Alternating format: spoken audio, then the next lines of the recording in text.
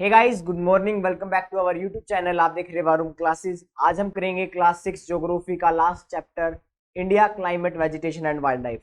तो चलिए स्टार्ट करते हैं। तो आज का जो हमारा फर्स्ट टॉपिक है वो है सीजन्स इन इंडिया। इंडिया में बेसिकली सीजन्स होते कौन से हैं। तो इंडिया में बेसिकली 4 सीजन्स हैं। कौन से? Cold weather season, hot weather season और season of retreating south west monsoon, जिसे हम रेनी सीजन भी बोलते हैं। ठीक है, तो क्या क्या हुआ? Winter, summer, autumn and rainy. हमारे इंडिया में बेसिकली 4 टाइप के जो है सीजन होते हैं। अब कोल्ड वेदर सीजन में बेसिकली होता क्या है? तो कोल्ड वेदर सीजन में जो टेम्परेचर है अर्थ का, एटमोसफेयर का, वो डिक्रीज हो जाता है। समर में क्या होता है कि टेम्परेचर जो है वो बढ़ जाता है। रेनी सीजन में बारिश होती है और ऑटम में पतझड़। तो हम इसको एक जो नॉर्थ हेमिस्फेयर साउथ हेमिस्फेयर है, सन रेज के कंसेप्ट से हम सीजन्स को समझते हैं। तो मान लीजिए ये हमारी अर्थ है, ठीक है, ये इक्वेटर है और यहाँ पर हमारा प्यारा भारत है। ठीक है, तो इसमें बेसिकली क्या होता है, जब जो हमारा सन है उसकी सन रेज डायरेक्ट पड़ती है नॉर्थ हेमिस्फेयर पे। ठीक है, तो हमारे इंडिया में समर होती है। और जब इसका उल्टा होता है, जब सनरेज जो है वो साउथ हेमिस्फेयर में होती है, ठीक है, तो हमारे इंडिया में विंटर होती है। और जो हमारी मॉनसून है, जो रेनी सीजन है, वो बेसिकली कैसे होती है? वो होती है यहाँ पर, जैसे कि हमारे पास अरेबियन सी है और यहाँ पर बे ऑफ बंगाल है। जब हवाएं चलती हैं और ये जो हवाएं हैं मॉइस्चर को कंटेन करके इंडिया की तरफ चलती हैं, तो इनके कारण जो है, ये देखिए, यहाँ पर हमारा अरेबियन सी है, यहाँ पर हमारा बे ऑफ बंगाल है। और जब हवाएं चलती हैं इस साइड, ठीक है, तो इसे बोलते हैं हम रेनी सीजन। ये जो हवाएं हैं, ये बे ऑफ बंगाल और अरेबियन सी और इंडियन ओशियन से वाटर वेपर्स को कंटेन करके चलती हैं और इससे जो है हमारे इंडिया में बारिश होती है। तो फैक्टर्स अफेक्ट क्लाइमेट, ये मोस्ट इंपोर्टेंट टॉपिक है आपकी क्लास की वजह से भी और अदर कॉम्पिटिटिव एग्जाम्स की वजह से, कि इसमें पूछ लेता है कि बेसिकली जो क्या क्या फैक्टर्स हैं जो क्लाइमेट को अफेक्ट करते हैं। तो लोकेशन, लोकेशन कैसे? मान लीजिए आप नॉर्थ हेमिस्फेयर में हो या फिर साउथ हेमिस्फेयर में हो, ये डिपेंड करता है लोकेशन, आपकी लोकेशन कहाँ है। ठीक है, नेक्स्ट है एल्टीट्यूड, हाइट। जैसे जैसे माउंटेन्स पर जितनी जितनी हाइट बढ़ती जाएगी, वैसे वैसे टेम्परेचर जो है वो डिक्रीज होता जाएगा। नेक्स्ट है डिस्टेंस फ्रॉम सी। अब मान लीजिए हमारा प्यारा भारत था और ये कोस्टल एरिया, जैसे जैसे देखिए ये हमारा भारत, जितना जितना सी के नजदीक होगा एरिया ना, उतना इतना टेम्परेचर जो है मॉडरेट रहेगा। जैसे कि आपने सुना भी होगा कि मुंबई है, उड़ीसा है, तमिलनाडु है, यहाँ पर ना तो ज्यादा टेम्परेचर होता है या ना, मतलब ना तो ज्यादा गर्मी होती है ना ज्यादा सर्दी होती है। ठीक है, लेकिन आप नॉर्थ की तरफ जाओगे, जैसे जैसे हिमाचल प्रदेश, हरियाणा, पंजाब, यहाँ पर क्या होता है कि ठंड के टाइम पर बहुत ज्यादा ठंड होती है और गर्मी के टाइम पर बहुत ज्यादा गर्मी होती है। तो नेक्स्ट फैक्टर जो है वो है रिलीफ। तो अब करेंगे हम नेक्स्ट टॉपिक है natural vegetation. Basically natural vegetation होती क्या है? Natural vegetation refers to a plant community.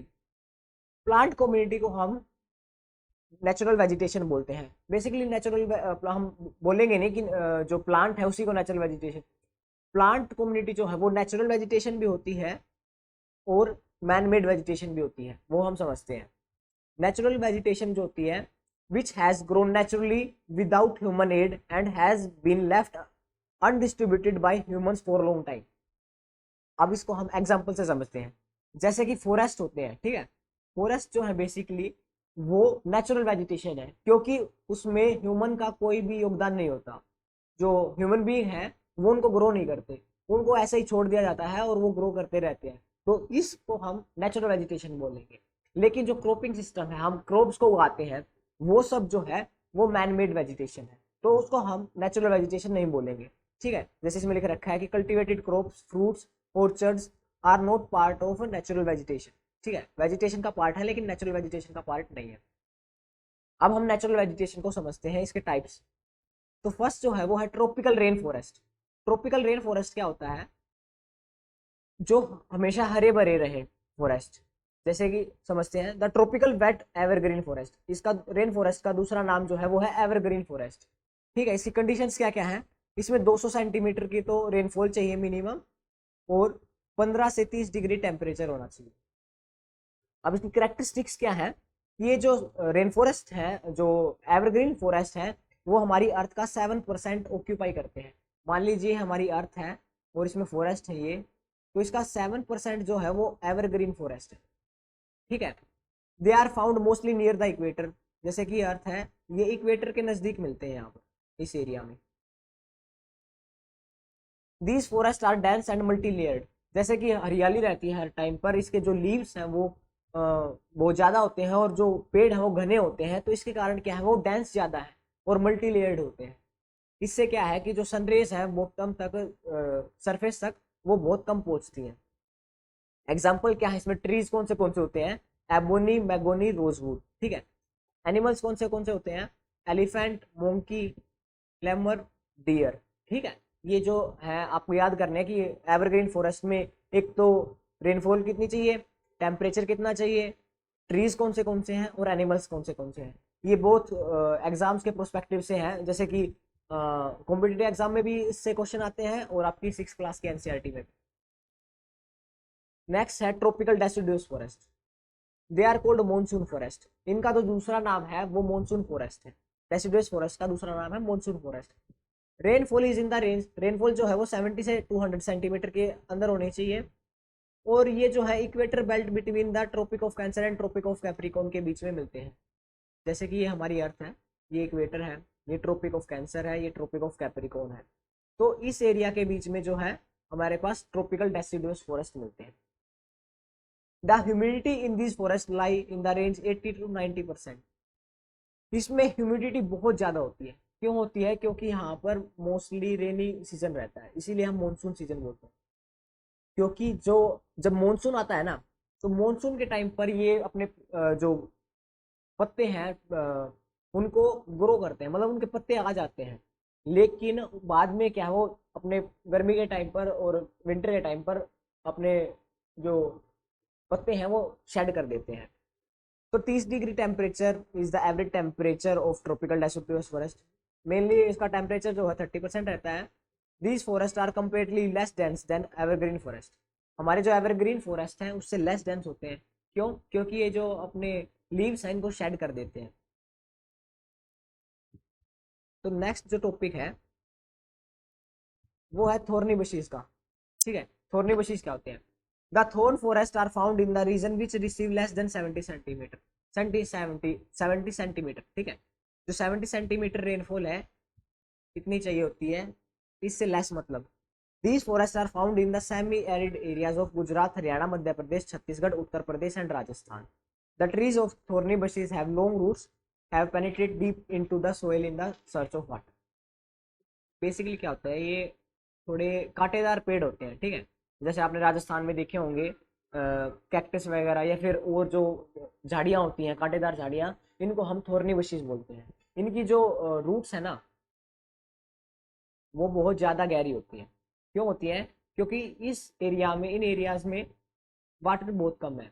ठीक है, वाटर स्कार्सिटी है, तो जो इनकी रूट्स हैं इनको नीचे तक जाना पड़ता है पानी को लेने के लिए। ठीक है, इसमें ये सब लिख रखा है। अब है मैंग्रोव फॉरेस्ट। मैंग्रोव फॉरेस्ट क्या होते हैं, mangrove forest are characterised by a humid climate, saline environment and waterlogged soil. Basically ये क्या है कि जो खारा पानी होता है ना उसके पास मिलते हैं इस एरिया में, जैसे कि। ठीक है, तो जो है सैलाइन वाटर में इनका सैलाइन एनवायरनमेंट होता है इनका। A variety of offshore coastal organism depend exclusively on mangrove forest for their habitat। अब जैसे कि हमारा ये एरिया जो है, ठीक है, ये कोस्टल एरिया है, यहाँ पर मैंग्रोव फॉरेस्ट होते हैं, तो इससे क्या है जो कोस्टल ऑर्गेनिज्म है ना वो इन पे बहुत ज़्यादा डिपेंडेंट होते हैं हैबिटेट के लिए, खाने के लिए। It also function as a site for fertilisers या fertilisation for a variety of aquatic fauna resulting in rich biodiversity.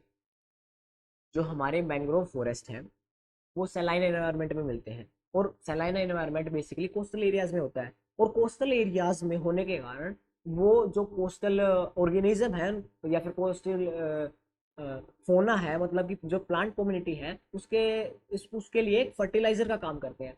और फर्टिलाइजर का काम करने की वजह से वो जो है कोस्टल एरिया बायोडाइवर्सिटी के मामले में रिच होता है। ये सब इसके बारे में लिख रखा है। नेक्स्ट जो है most important question, why are forest necessary? हमारे लिए फॉरेस्ट नेसेसरी क्यों है? तो बेसिकली क्या है, जो फॉरेस्ट है वो हमें वुड देते हैं, शेल्टर, घर के लिए वुड, या फिर फर्नीचर जो है उन सब के लिए जो है वो वुड प्रोवाइड करते हैं। फूड फॉर लिविंग, खाना देते हैं जिंदा रहने के लिए। आप अगर आप कुछ खाओगे नहीं तो जिंदा कैसे रह पाओगे, ठीक है। Medicine for both humans and animals, mostly जो मेडिसिन है वो प्लांट्स से निकलती हैं या फिर ट्रीज से ली जाती हैं। Shelter for tribes and animals, जो हमारी ट्राइबल पीपल है वो फॉरेस्ट जंगलों में रहते हैं, ठीक है। इससे क्या है, उन्हें शेल्टर मिलता है। जो एनिमल्स हैं, शेर है, एलिफेंट है, ये सब जो एनिमल्स हैं इनके लिए घर है। रीजन फॉर रेन, जो हमारे फॉरेस्ट हैं वो मोस्ट इंपॉर्टेंट रोल प्ले करते हैं रेन के लिए, ठीक है।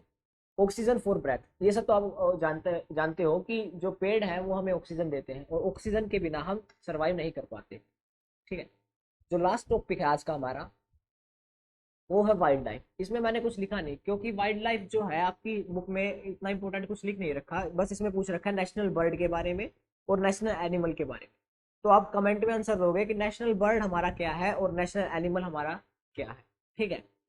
तो वाइल्ड लाइफ क्या है, बेसिकली जीव जंतु हैं जो हमारे एनिमल्स हैं उनके बारे में बताते हैं। वाइल्ड लाइफ जो है उनका, जैसे कि प्लांट कम्युनिटी को हम वेजिटेशन बोलते हैं, ऐसे ही एनिमल कम्युनिटी को हम वाइल्ड लाइफ बोलते हैं।